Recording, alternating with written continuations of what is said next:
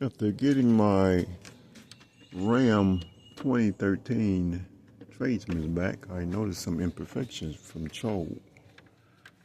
Their ability to replace items like screws seem to be an issue going on.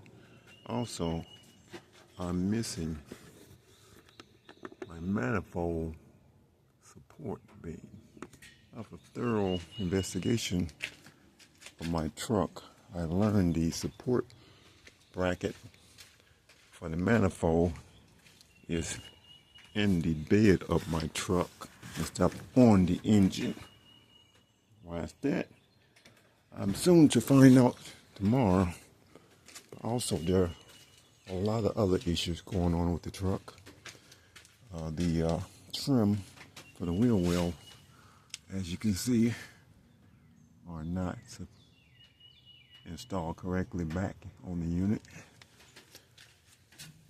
Also, same thing exists for the AC port caps that are also missing from the unit.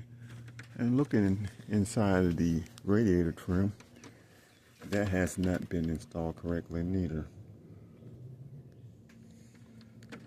Don't know what their issue is, but I shall find out tomorrow why so many screws are missing off the truck.